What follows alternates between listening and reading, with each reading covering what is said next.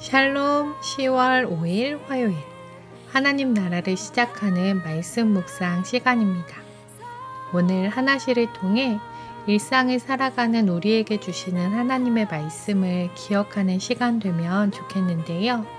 오늘 우리에게 주시는 하나님의 말씀 출애굽기 26장 1절부터 37절까지의 말씀을 김효종 집사님께서 봉독해 주시겠습니다.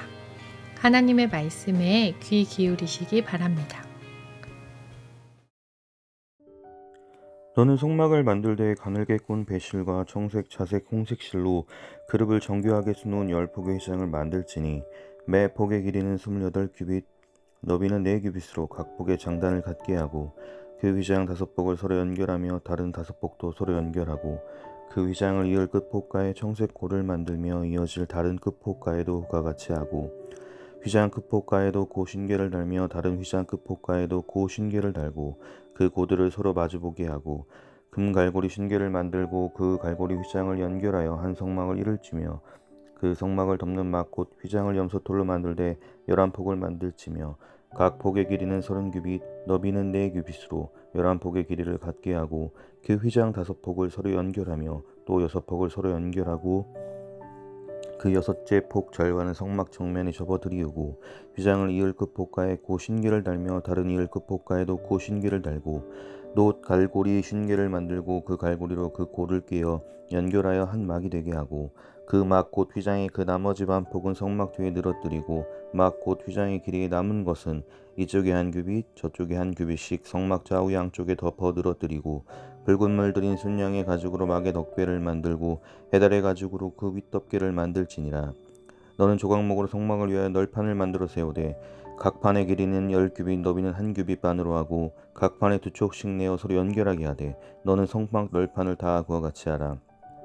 너는 성막을 위하여 널판을 만들되 남쪽을 위하여 설판 20개를 만들고 20널판 아래에 은받침 40개를 만들지니 이쪽 널판 아래에도 그 2촉을 위하여 2받침을 만들고 저쪽 널판 아래에도 그 2촉을 위하여 2받침을 만들지며 성막 다른 쪽 그 북쪽을 위하여도 널판 20개로 하고 은받침 40개를 이쪽 널판 아래에도 2받침 저쪽 널판 아래에도 2받침으로 하며 성막 뒤 곧 그 서쪽을 위하여는 널판 6개를 만들고 성막 뒤 두 모퉁이 쪽을 위하여는 널판 2개를 만들되 아래에서부터 위까지 각기 2겹 두께로 하여 윗꼬리에 이르게 하고 두 모퉁이 쪽을 다 그리하며 그 8널판에는 은받침이 16이니 이쪽 판 아래에도 2받침이요 저쪽 판 아래에도 2받침이니라. 너는 조각목으로 띠를 만들지니 성막 이쪽 널판을 위하여 5개요 성막 저쪽 널판을 위하여 5개요 성막 뒤 곧 서쪽 널판을 위하여 5개이며 널판 가운데에 있는 중간 띠는 이 끝에서 저 끝에 미치게 하고 그 널판들을 금으로 싸고 그 널판들의 띠를 꿰 금고리를 만들고 그 띠를 금으로 싸라. 너는 산에서 보이는 양식대로 성막을 세울지니라. 너는 청색, 자색, 홍색 실과 가늘게 꼰 배실로 짜서 휘장을 만들고 그 위에 그룹들을 정교하게 수놓아서 금고리를 내 기둥 위에 늘어뜨리되 그 내 기둥을 조각목으로 만들고 금으로 싸서 내 은받침 위에 둘지며 그 휘장을 갈고리 아래에 늘어뜨린 후에 증거궤를 그 휘장 안에 들여놓으라. 그 휘장이 너희를 위하여 성소와 지성소를 구분하리라. 너는 지성소에 있는 증거궤 위에 속죄소를 두고 그 휘장 바깥 북쪽에 상을 놓고 남쪽에 등잔대를 놓아 상과 마주하게 할지며 청색, 자색, 홍색 실과 가늘게 꼰 배실로 수놓아 짜서 성막문을 위하여 휘장을 만들고 그 휘장문을 위하여 기둥 5을 조각목으로 만들어 금으로 싸고 그 갈고리도 금으로 만들지며 또 그 기둥을 위하여 닫침 5개를 롯으로 부어 만들지니라. 아멘. 오늘 본문의 내용을 먼저 살펴보면 우선 1절부터 7절까지는 성막을 덮을 휘장에 대한 규례입니다. 성막을 덮는 휘장은 모두 4겹으로 두 휘장과 두 덮개로 구성되어 있었습니다. 제일 안쪽의 휘장은 청색, 자색, 홍색 실과 가는 배실로 그룹을 수놓아 만들어졌고요. 두 번째 휘장은 염소털로 만들어진 것이었습니다. 그리고 그 위에 순양과 해달의 가죽으로 덮개를 만들었습니다. 15절부터 25절까지에서는 성막의 골격을 이루는 널판을 다루고 있는데요. 널판은 모두 48개로서 15개의 띠로 연결되었고 은받침 위에 촉으로 고정되어 세워졌습니다. 26절부터 30절까지의 말씀은 널판을 연결하는 띠에 대한 내용이었고 31절부터 37절까지는 지성소 휘장과 내성소 가림막에 대한 설명의 내용이 담겨져 있습니다. 어렸을 때부터 교회의 공예배에는 강제적으로 빠짐없이 참석해야 했기 때문에 목사님이셨던 아빠의 설교를 참 많이 들었던 것 같습니다. 그런데 안타깝게도 벌써 20년이 넘었고 어렸을 때라서 기억나는 설교의 내용이 사실 많지는 않은데요. 그런데 아직까지도 제가 기억하는 설교가 바로 성막에 관한 설교셨습니다. 성막에 대한 복잡하고 어려운 내용을 듣다가 그 성막이 예수님을 의미하는 것이라는 사실이 놀라웠던 기억이 납니다.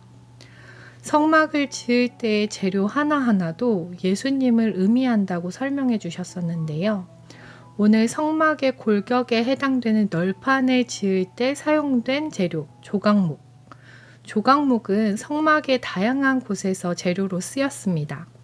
법궤, 진설병상, 분향단, 번제단을 만들 때 사용되었는데요. 왜 성막을 만들 때 이스라엘 사람들이 소중히 여기는 백향목이나 상수리 나무를 사용하지 않고 광야에서 자라나는 흔하고 쓸모없이 버려지는 조각목을 사용했을까요? 조각목은 예수님의 인성을 의미하는 것이었습니다. 이사야 53장 2절의 말씀입니다. 그는 주 앞에서 자라나기를 연한 순 같고 마른 땅에서 나온 뿌리 같아서 고운 모양도 없고 풍채도 없은즉 우리가 보기에 흠모할 만한 아름다운 것이 없도다. 예수님에 대해서 예언하고 있는 이사야의 말씀인데요. 하나님이신 예수님께서 우리 인간의 모습을 입고 오셨으며 십자가에서 고통당하시는 온전한 인간이셨던 예수님을 설명하고 있는 것입니다. 흔하고 쓸모없었던 조각목처럼 볼품없는 인간의 모습으로 오셨던 예수님을 의미하는 것입니다. 조각목은 다른 번역에서 아카시아 나무로도 번역되기도 하는데요. 그래서 저는 아카시아 나무를 볼 때 예수님이 생각이 납니다. 조각목뿐만 아니었습니다. 휘장을 만들 때 사용된 가늘게 꼰 배실, 청색, 자색, 홍색 실 또한 예수님을 상징하는 의미를 담고 있습니다. 청색 실은 하늘을 떠올리게 되는데요.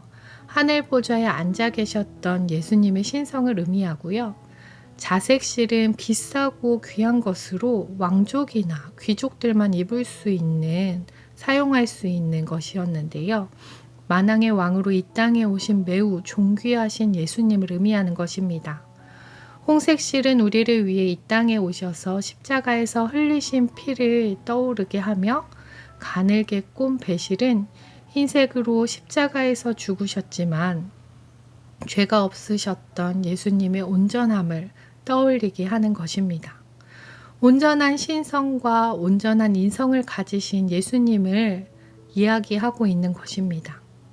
성막의 재료 하나하나까지도 예수님을 의미한다라는 사실은 우리에게는 어떠한 의미를 주는 것일까요?